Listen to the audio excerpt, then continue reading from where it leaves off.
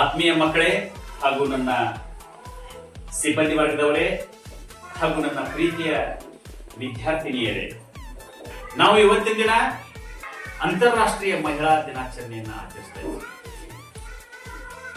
ವಿದ್ಯೆಗೆ ಸರಸ್ವತಿ, ಸಂಪತ್ತಿಗೆ ಲಕ್ಷ್ಮಿ, ಶಕ್ತಿಗೆ ಪಾರ್ವತಿ ಮತ್ತು ಜನ್ಮ ಕೊಟ್ಟವಳು ಕೂಡ ಮಹಿಳೆ.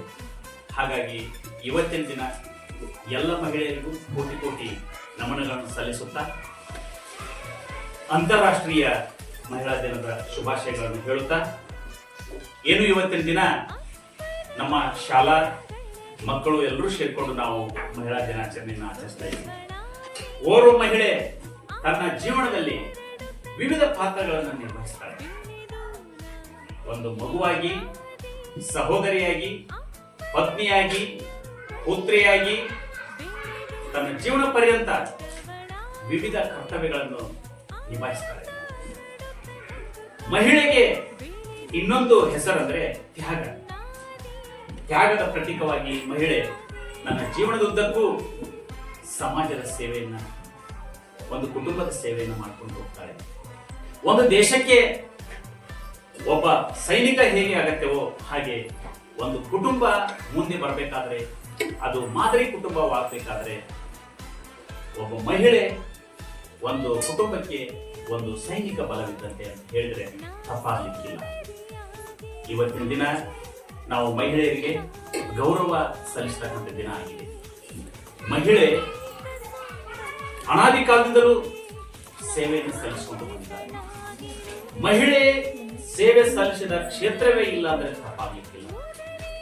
ಸೇನೆಯಲ್ಲಿ, ರಾಜಕೀಯ ರಂಗದಲ್ಲಿ, ತಂತ್ರಜ್ಞಾನ ಕ್ಷೇತ್ರದಲ್ಲಿ, ಇನ್ನಿತರ ಕ್ರೀಡಾರಂಗ ಇರಬಹುದು, ರಾಜಕೀಯ ಕ್ಷೇತ್ರ ಇರಬಹುದು, ಶಿಕ್ಷಣ ಕ್ಷೇತ್ರ ಇರಬಹುದು, ಎಲ್ಲಾ ಕ್ಷೇತ್ರಗಳಲ್ಲಿ ಸೇವೆ ಸಲ್ಲಿಸುವುದಷ್ಟೇ ಅಲ್ಲ, ತನ್ನದೇ ಆದಂತಹ ಒಂದು ಛಾಪನ್ನ ಮೂಡಿಸಿ ಯಶಸ್ವಿಯಾಗಿದ್ದಾರೆ. ಪ್ರತಿಯೊಬ್ಬ ಯಶಸ್ವಿ ಪುರುಷನ ಹಿಂದೆ ಮಹಿಳಾ ಶಕ್ತಿ, ಮಹಿಳಾ ಬಲ ಅನ್ನುವಂಥದ್ದು ಇದ್ದೇ ಇರ್ತದೆ. ನಾವು ಮಹಿಳೆಯ ಒಂದು ಸಹಾಯವಿಲ್ಲದೆ ಮುಂದೆ ಬರ್ತೀವಿ, ಯಾವುದಾದ್ರೂ ಒಂದು ಸಾಧನೆ ಮಾಡ್ತೀವಿ ಅಂತ ತಿಳ್ಕೊಂಡ್ರೆ ನಿಜವಾಗ್ಲೂ ಅದು ದೊಡ್ಡತನ ಅಂತ ಹೇಳಲಿಕ್ಕೆ ಸಾಧ್ಯ. ಯಾಕಂದ್ರೆ ನಾವು ಹೊರಗಡೆ ದುಡಿಬೇಕಾದ್ರೆ ಮಹಿಳೆ ಮನೆಯಲ್ಲಿದ್ದುಕೊಂಡು ಎಲ್ಲ ಕೆಲಸವನ್ನು ನಿಭಾಯಿಸ್ತಾರೆ. ಅವರು ಎಲ್ಲ ಕೆಲಸವನ್ನು ನಿಭಾಯಿಸಿದ್ರಿಂದಲೇ ಸಮಾಜ, ಒಂದು ದೇಶ ಇಷ್ಟೊಂದು ಚೆನ್ನಾಗಿ ನಡೀಲಿಕ್ಕೆ ಸಾಧ್ಯವಾಗ್ತದೆ ಅಂತ ಹೇಳ್ಬೋದು. ಈಗ ನಮ್ಮ ಶಾಲೆಯ ವಿದ್ಯಾರ್ಥಿ ಸುಬ್ರಹ್ಮಣ್ಯ ತಾಯಿಗೆ ಶುಭಾಶಯವನ್ನು ಕೊಡ್ತಾರೆ. ಅಮ್ಮ, ನಿಮ್ಮಿಂದಾಗಿ ನಾನಿದ್ದೇನೆ. ನಾನಿವತ್ತು ಏನೇ ಆಗಿದ್ದರೂ ಅದಕ್ಕೆ ಕಾರಣ ನೀವು. ನೀವೇ ನನ್ನ ಬದುಕಿಗೆ ಸ್ಫೂರ್ತಿ. ಮಹಿಳಾ ದಿನದ ಶುಭಾಶಯಗಳು. ಟೀಚರ್, ನೀವು ನನ್ನ ಕಿವಿ ಹಿಂಡಿದ್ದೀರಿ, ಆದರೆ ಕೋಪದಿಂದಲ್ಲ. ಬೈದಿದ್ದೀರಿ, ಅಸೂಯೆಯಿಂದಲ್ಲ. ನನ್ನ ಏಳಿಗೆಗಾಗಿಯೇ ನನ್ನನ್ನು ತಿದ್ದಿ ತೀಡಿದ ನನ್ನ ನೆಚ್ಚಿನ ಎಲ್ಲ ಶಿಕ್ಷಕರಿಗೆ ಮಹಿಳಾ ದಿನದ ಶುಭಾಶಯಗಳು. ನಮ್ಮ ಜೊತೆ ಶಿಕ್ಷಣ, ಊಟ, ಆಟ, ಪಾಠ, ಪ್ರೀತಿ ಎಲ್ಲವನ್ನೂ ಹಂಚಿಕೊಂಡಿರುವ ನನ್ನ ಅಕ್ಕರೆಯ ಎಲ್ಲ ಸಹೋದರಿಯರಿಗೆ ಮಹಿಳಾ ದಿನದ ಶುಭಾಶಯಗಳು. ತಾಯಿಯ ಬಗ್ಗೆ, ಶಿಕ್ಷಕಿಯರ ಬಗ್ಗೆ ಹಾಗೂ ನಮ್ಮ ಶಾಲೆಯಲ್ಲಿರ್ಬೋದು ಅಥವಾ ಸಮಾಜದಲ್ಲಿರ್ಬೋದು ಎಲ್ಲ ಸಹೋದರಿಯರ ಬಗ್ಗೆ ನಮ್ಮ ಶಾಲಾ ವಿದ್ಯಾರ್ಥಿಗಳು ಶುಭಾಶಯವನ್ನು ಹೇಳಿದ್ದಾರೆ. ಆದ್ರೆ ನಾನಿಲ್ಲಿ ಏನು ಹೇಳಿಕ್ಕೆ ಇಷ್ಟಪಡ್ತೇನೆ ಅಂತಂದ್ರೆ, ಮಹಿಳಾ ದಿನಾಚರಣೆಯ ದಿನ ಮಾತ್ರ ನಾವು ಅವರಿಗೆ ಗೌರವವನ್ನು ಕೊಟ್ಟು ಇನ್ನುಳಿದ ದಿನ ಅಗೌರವವನ್ನು ತೋರಿದರೆ ಈ ದಿನ ಸಾರ್ಥಕವಾಗುವುದಿಲ್ಲ.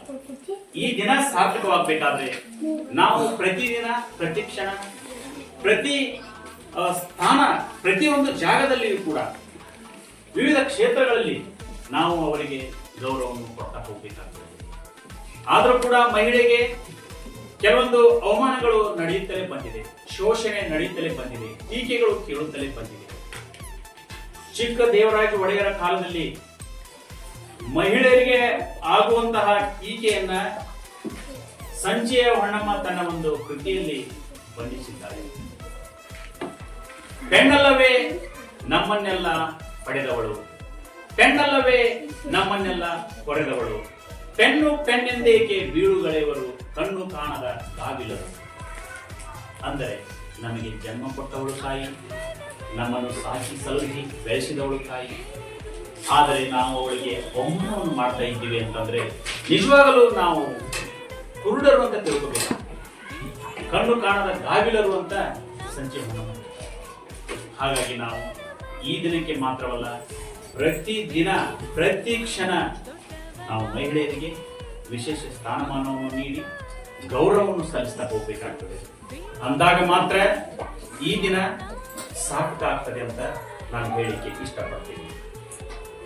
ಮುದ್ದು ವಿದ್ಯಾರ್ಥಿಗಳೇ, ಇವತ್ತಿನ ದಿನ ಮಹಿಳಾ ದಿನಾಚರಣೆಯ ಬಗ್ಗೆ ನಮ್ಮನ್ನೆಲ್ಲ ಇಲ್ಲಿ ಕೂಡಿಸಿ ಒಂದು ಸಣ್ಣ ಕಾರ್ಯಕ್ರಮವನ್ನು ನಡೆಸಿ ನಮಗೆಲ್ಲ ಒಂದು ಆನಂದದಾಯಕವಾದ ಕಾರ್ಯಕ್ರಮವನ್ನು ಹಮ್ಮಿಕೊಂಡದ್ದಕ್ಕಾಗಿ ನಿಮಗೆಲ್ಲ ತುಂಬ ಹೃದಯವಾದ ಧನ್ಯವಾದಗಳು.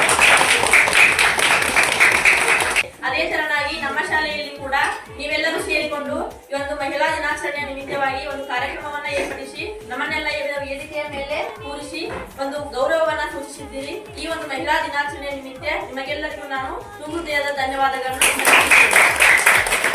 ವಿಶ್ವ ಮಹಿಳಾ ದಿನಾಚರಣೆಯನ್ನು ಹಮ್ಮಿಕೊಂಡಿದ್ದಕ್ಕೆ ಎಲ್ಲ ಮುದ್ದು ವಿದ್ಯಾರ್ಥಿನಿಯರಿಗೆ ಧನ್ಯವಾದಗಳನ್ನು ಅರ್ಪಿಸುತ್ತೇನೆ.